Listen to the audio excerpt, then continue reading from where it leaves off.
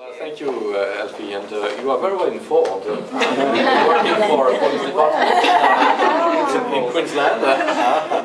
Well, thank you to all of you, and thank you to Julie and to you, Elfie, for having organized this event tonight, and to Guillaume and Eric. Grégoire et Denis, peut-être. Grégoire et Guillaume, ça me fait dire. Grégoire et Denis.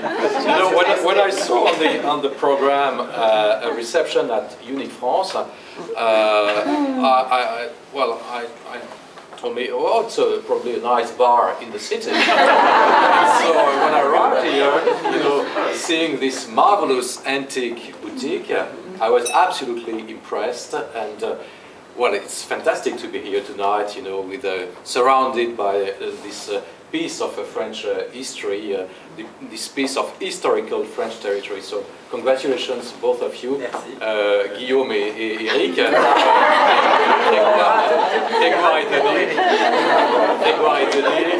for hosting us tonight. And I wish you good luck. I'm sure this business is fantastic, and you have probably many requests for bringing here the best of French antiques to Queensland, and Queensland is probably the place to be right now. And thank you also for offering me the occasion to meet people from the Australian Council for Europe. This is the good wording? Yes. Yes, okay. ACE. Well done. Yes. ACE.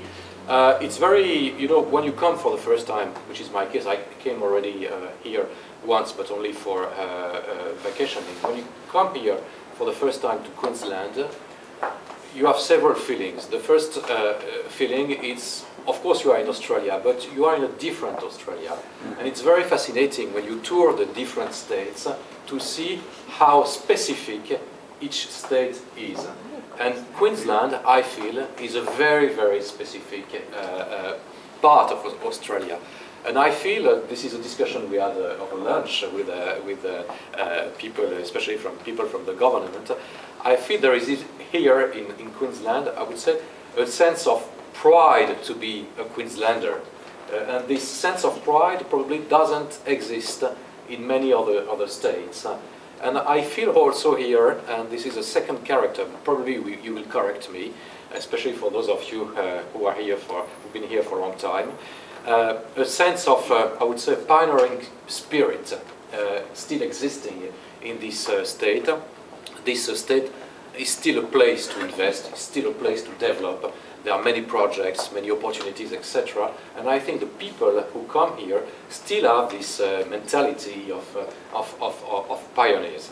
And so this is my first impression I have on Queensland. My second impression is that, of course, we have a strong presence of French community here, and you represent the French community here in Brisbane.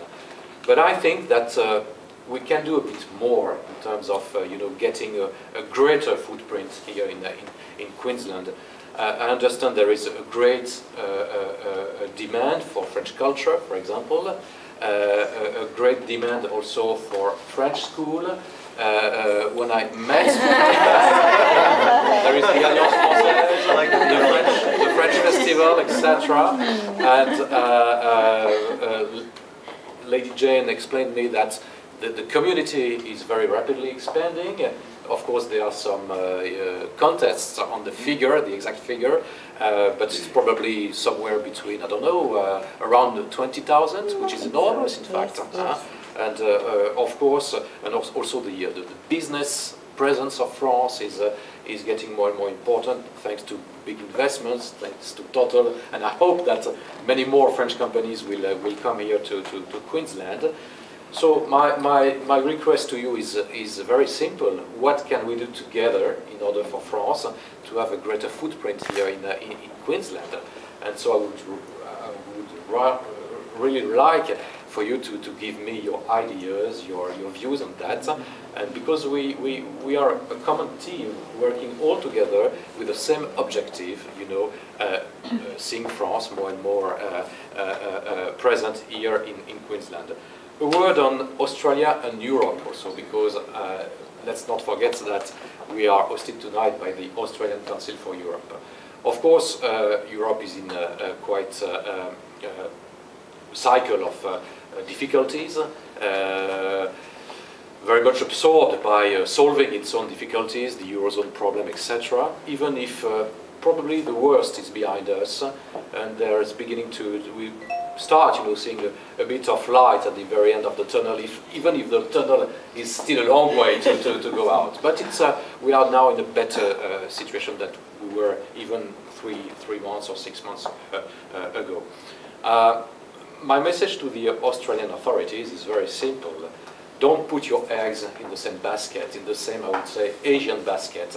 Europe will still be for you the big partner. Of course, for, I would say, genetic reasons, because most of the Australian people still come from, I would say, a European background, because of so many historical, affective, friendly links connecting Australia and Europe, and because also, let's not forget it, Europe is still the major trading partner for Australia, and of course, Asian century is a century of opportunities for Australia to direct more and more trade towards its natural partners in the region.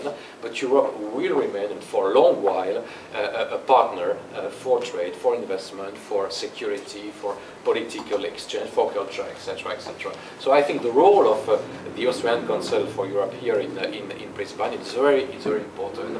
Promoting Europe, promoting relations between Australia and Europe, and convincing all the actors in Queensland that Europe is also a place to remain, of course, alongside with being present in Asia. So thank you to everybody of you. I've already had the chance and the pleasure to know certain among the attendants tonight, and I'm very eager to know everybody of yours. And also, this is an open invitation for you to come to Canberra.